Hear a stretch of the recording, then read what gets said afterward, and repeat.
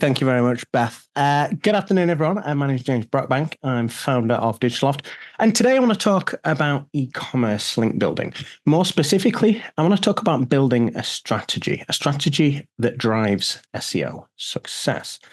First, very, very quickly, a little bit about me. I've been doing SEO since 2009, coming up 15 years, running the agency for 10 of those. I think of myself very much as a full stack SEO. I've got extensive experience across sort of the three sort of key pillars of SEO: technical SEO, content marketing, and link building. But the part of SEO that still really excites me, that I enjoy the most, is link building. Always has been, probably always will be. So that's what I want to talk about today. And a lot of the work that I have done over my career in SEO has been with e-commerce brands. To me, one of the most exciting areas of SEO e-commerce is, it's just great all around. So I want to start though, before we get on to link building, I want to talk about what I define as the new fundamentals of SEO. In the 15 years I've been doing SEO, those foundations, those key pillars, tech SEO, content, links, that sort of makeup hasn't really changed, certainly in terms of they are the foundations of ranking. But where we are now, end of 2024, going into 2025, we have what I define as these new fundamentals. If you want to stand any chance of competing on the SERPs, if you want to gain any sort of a competitive advantage, you have to be paying attention to intent, information gain, user signals, and reputation. Perhaps no surprise, what I'm going to talk about today is reputation. Why? Because the things that contribute to building a brand's reputation are EEAT, mentions, links, they go hand in hand. We can cross-reference mentions into EEAT, links into EEAT. They are the things that, as an e-commerce retailer, help to build your reputation. But it's as simple as saying that if you're basing your link acquisition strategy on just the SEO benefit of links, you're probably not seeing the impact you could be. You're probably overlooking the fundamentals of the type of links that Google rewards in 2024. We are, in my opinion, so many years past the just doing things for SEO purposes. But I think link building is one of those things that still gets looked at in too much of a silo. So based on that, today, I'm going to talk to you about 4 key areas. I'm going to look at the role of links in SEO in 2024. I'm going to very quickly touch upon strategy versus tactics. We'll have a look at what makes a great link, and I'll walk you through a blueprint for driving SEO impact from link acquisition tactics. But before I dive into that, I want to share some findings that I made the other day. In preparation for this talk, I thought, okay, I'll have a bit of a Google, I'll have a bit of a search as to what's being recommended for link building in e-commerce right now. I ended up looking through, studying the top 60 guides that rank on Google for e-commerce link building, and this is what I found. I mean, I don't really know what to say. Publishing blog content, gifting review products to bloggers and influencers, guest posting, broken link building.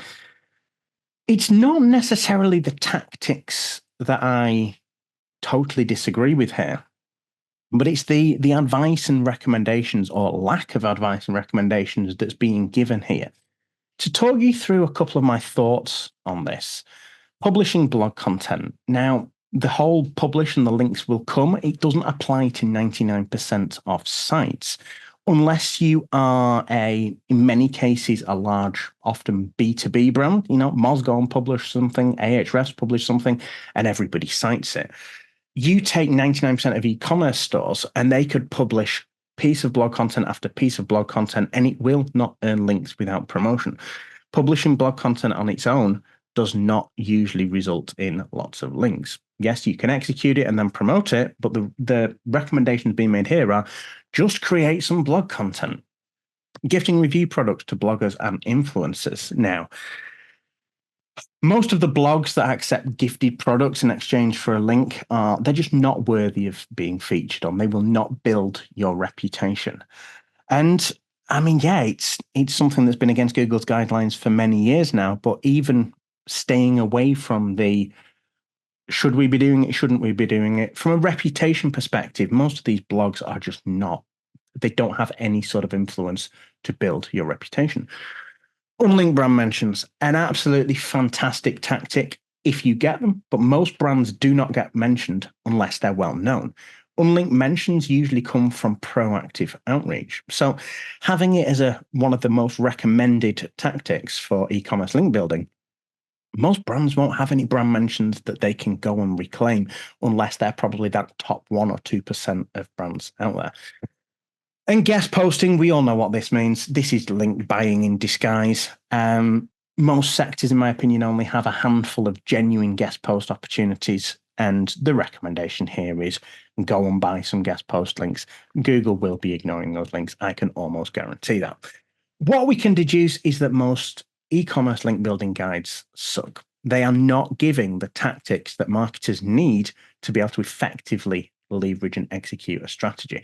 And of course, this is without me even going into the fact that these guides also mention things like link exchanges, advertorials, edgy link building, blog commenting, and the skyscraper technique. Outdated, ineffective tactics. And I don't know whether it's lazy link building, whether it's lazy content creation, but as someone who's been building links to e-commerce stores for coming on 15 years, most of these guides left me thinking, okay, great, but none of those tactics really, with the exception of a couple, are what I would do if I was driving a link building strategy for a brand. So some great background, some great foundation to really introduce this by saying what I am not going to be telling you about are those things. And I was thinking about why. I was thinking about, going beyond the fact that some of them are ineffective, but actually where I came to is that as a link builder, you need to be combining tactics that let you proactively create link opportunities with reactive ones. Now, reactive, of course, if there are unlinked brand mentions, try your best to turn them into a link. If there are broken links that you can go and turn into links, absolutely. But your opportunities are limited. You are not proactively controlling that strategy, that approach. If you want to be successful, you need to look at ways that you can proactively earn links consistently on an ongoing basis. Which brings us quite nicely onto the role of links in SEO in 2024. And I'm going to go right back to where I started, reputation. Your North Star metric, that number one goal when running any sort of link building activity as an e-commerce SEO, should be to build your brand, your store's reputation. Why? Because when you build your reputation, that is ultimately what aligns with the type of links that Google wants to reward. Under reputation, we have EEAT, experience, expertise, authoritativeness, and trustworthiness. Authoritativeness is the one that I want us to really zoom in on here. That's, in Google's words, the extent to which the content creator or the website is known as a go-to source. A lot of this comes from links, from press coverage, from mentions, building your reputation.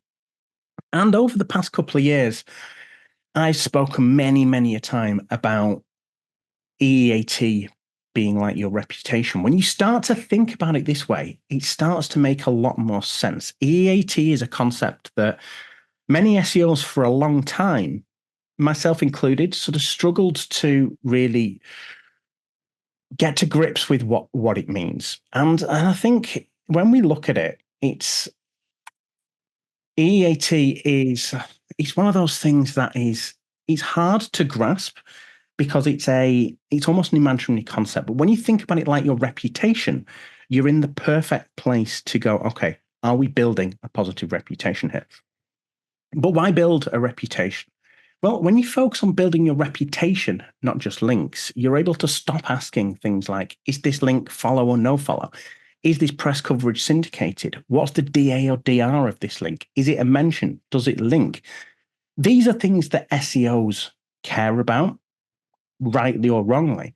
But when you think about link building and the wider tactics as building your reputation, you start to think a little bit differently about these things.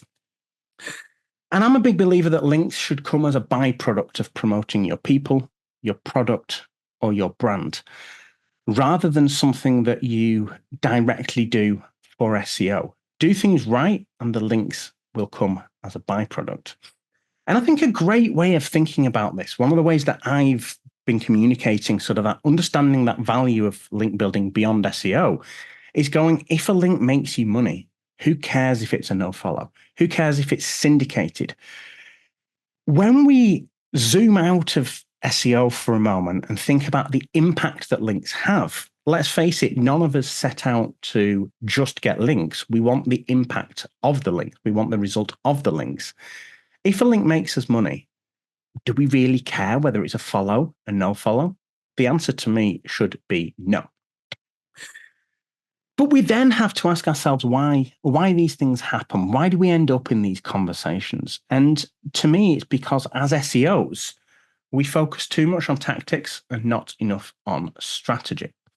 So to break these down, and I'm going to weave this into the next 10, 15 minutes of talking through some tactics that we can use, we have to start with a strategy. And strategy to me it's that overarching plan or approach that defines how you achieve your long-term goals. It's big picture thinking, guiding the direction and focus of your efforts.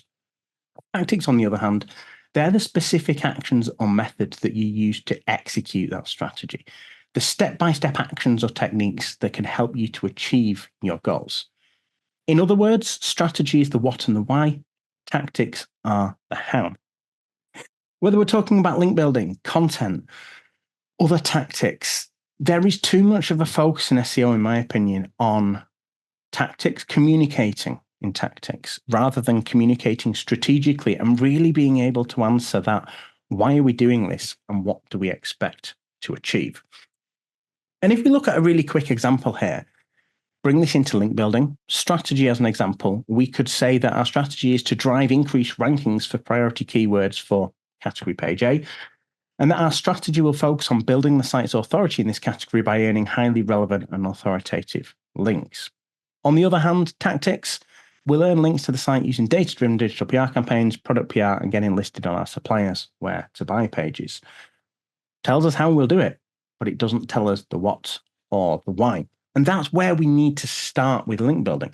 And again, when we're able to do this, we're able to really, really tightly sort of hone in on what are we trying to achieve here. Only then can you start to apply which tactics are going to help you to do that.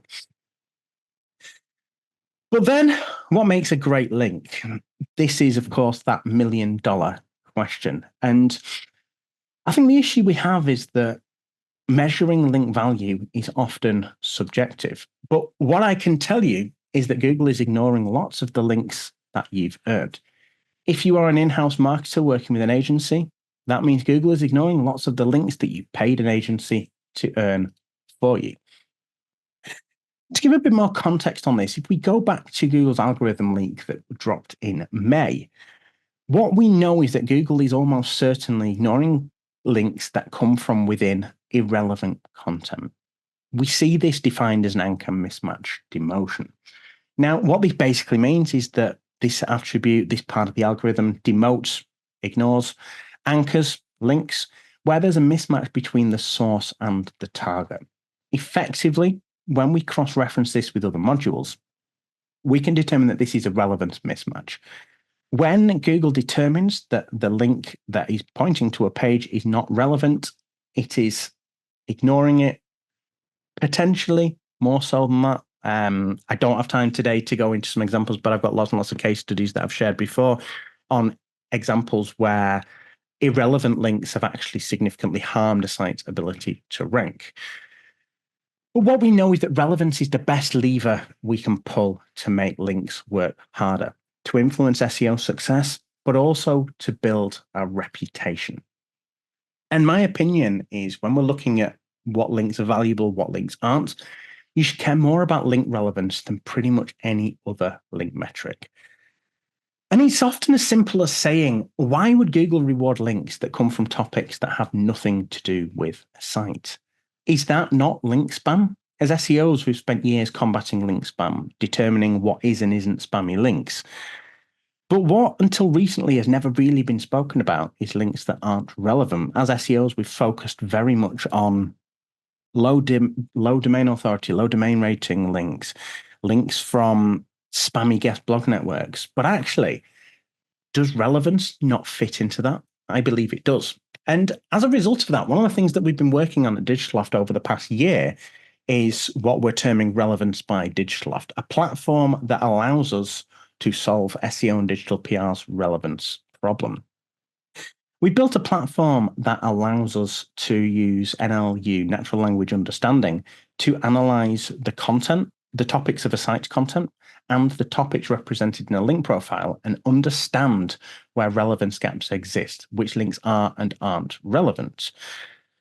It allows us to see the percentage of links of a site which are and aren't relevant, really understand what percentage of a site's link profile is likely contributing to growth. But it also allows us to compare this to competitors.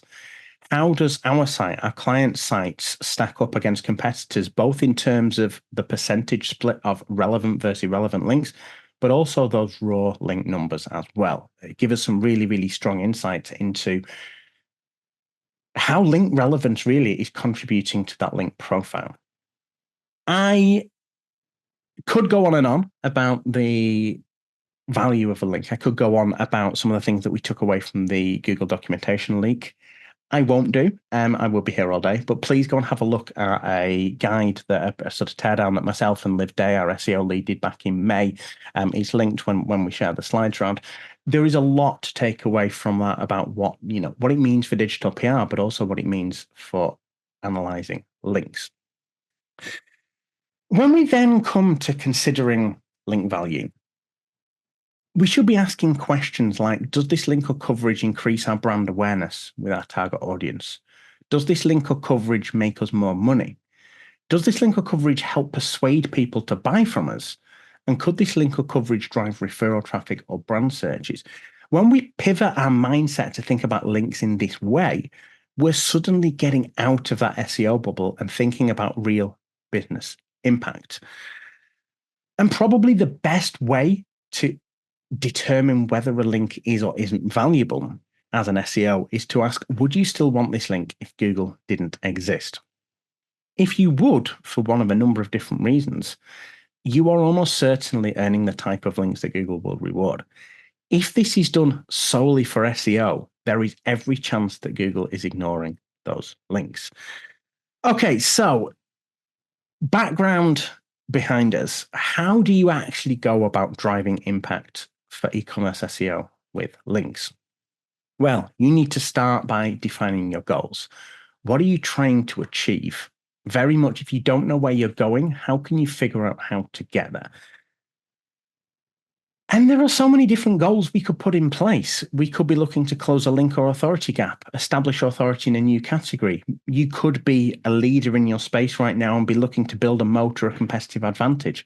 You may be looking to kickstart growth for a new site, but different goals need different tactics.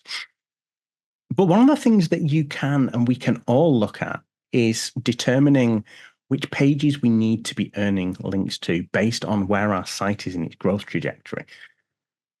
And as e-commerce SEOs, that's typically either going to be the homepage, your category pages, your product pages, or informational pages. Different tactics will help you to earn links into different page types, but you need to prioritize the ones that can help you meet these goals.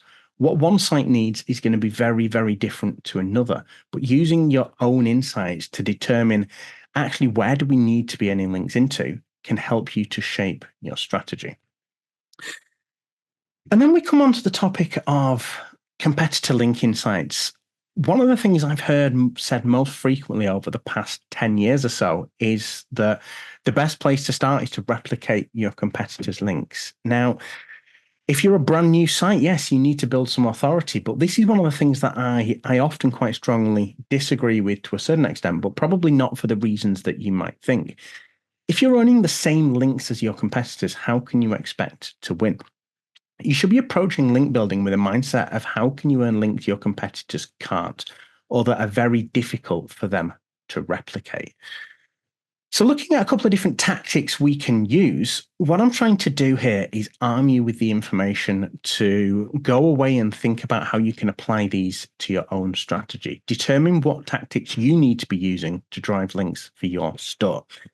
So perhaps one of the best ones right now, using thought leadership to earn hyper-relevant links. Your people, experts, are one of your most valuable linkable assets. Using thought leadership to get cited and linked to from top tier publications, relevant publications, is a tactic we should all be using. Why? Because you're able to add value to a journalist's content. You can use this proactively. This isn't just about using it reactively, as I'll come on to in a moment. Sit down with your experts, understand the key topics, and pitch out proactively key areas. You can see here a great piece of coverage we landed on The Sun for one of our skincare clients, pitching out tips around the 3 key ingredients you need to consider when purchasing skincare. My favorite tactic, always has been, always will be, pitching data-driven stories to the press. This is the most scalable tactic. The example that I've included here, one of my favorite campaigns that Digitaloft has ever launched, the Cosmetify Index. This was for a online cosmetics retailer. And as you can see, it's currently earned 175 referring domains, 302 links from pretty much every top tier publication that covers health, beauty, women's beauty, fashion, lifestyle. You name it, we will have earned a link from it. Now, this was very much backed by data, but it's relevant, commanding conversations around the trends in beauty products, beauty categories, trends. Stay as relevant as possible, but don't forget that this tactic lets you scale rapidly. It lets you earn, in many cases, tens, if not more, links in very, very short periods of time, which are all relevant, and you are proactively controlling the pitching, the opportunities there. But product roundups as well. If you're in e-commerce, getting your products included in roundups of the best XYZ in your niche drives more than just links. An example you can see here that Digitaloft earned for one of our clients who's a Christmas tree retailer. Being featured in a roundup on Ideal Home for the best artificial Christmas trees in 2024 is, you couldn't get much more relevant. Why? Because it's not just about the link. It's not just about SEO. It's relevant, but it's also able to drive referral traffic, sales, association with the key products. But when you look on Google for best artificial Christmas trees, which people do, this is one of the top ranked articles. And the reality is that with some of the SERP shifts, the intent shifts over the past couple of years, many e-commerce stores will now struggle to rank for terms like best artificial Christmas trees, those informational editorial terms. So leverage PR to not only earn links, but to make sure you're featured on these high-ranked pages. Be the source a journalist is looking for. I've already talked about proactively using thought leadership, but also use it reactively. Journalists every single day are using things like response source, quoted, connectively, which used to be called Arrow, journal request on X. They are proactively looking to find sources for their stories. If you are able to get these requests, you can react to these very, very quickly. An example here that came in yesterday was from T3, looking for products of cameras, suitcases, ski and snowboard jackets, sunglasses. There are opportunities every single day, not just for products, but to feature experts as well. And it's only a tactic that's becoming more and more important to be on the end of journalists who are reaching out to look for, in many cases, quite quickly, experts who can add value. Promoting deals and discounts. I will never forget when I first started doing digital PR-led link building. There was always this take of no one will ever cover stories that are too close to your brand. How times have changed. As an example, here's a piece of coverage we launched for one of our clients who were launching a sale. Children's toys from 1 penny. What a great story at the end of October, as in the run-up to Christmas. Now, that got coverage on many of the nationals, many of the regionals were syndicated. It drove thousands of pounds of sales in the first few hours. If you're offering great deals, discounts, sales, and I'm talking ones that are, actual deals and discounts that are worth talking about, I can guarantee you there will be journalists out there who want to cover this. Again, making money, not just building links. Getting listed on suppliers' where to buy pages. Many suppliers will have where to buy or stockists pages. Get yourself listed on them. It's one of the easiest link building tactics that e-commerce stores that stock other people's products can leverage. Often it's just a case of asking your contact at these stockists to go and get you added onto this. Again, not just about SEO, not just about the link from an SEO perspective, it's helping people find that they can buy from your store. Product stories. Again, it's easy to assume that product PR is only about getting included in product roundups, but there are many, many ways you can spin stories around products. Launches, pre-sales, talking about the problems they solve. If you can spin interesting stories or standout stories around your products, pitch this out to the press. These are the sort of stories that journalists absolutely love. Again, why? Because it's a talking point. It's the sort of thing people care about. Organic link earning assets for passive links.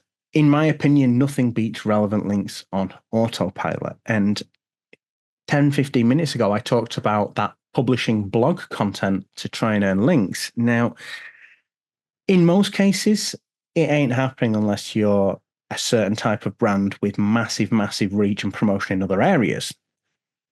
With the exception of things like stats pages, facts pages, statistics, when you are able to create something that people are actively looking at to cite as a source, you can earn link after link after link. Create once, earn links on an ongoing basis. A brilliant example of this here is from a mountain bike retailer, Treads, who publish cycling statistics. One of my favorite tactics right now, because the links are always so hyper relevant as long as you make sure you're staying within a sort of boundary on the type of stats pages you are creating. Brand news, doing something that stands out and telling everybody about it. Real life stories. Journalists love real life stories. I'm sure many of us can remember back in 2019, I was pulling this together the other day, Bloom and Wild went and for the first time allowed their email database to opt out of Mother's Day emails.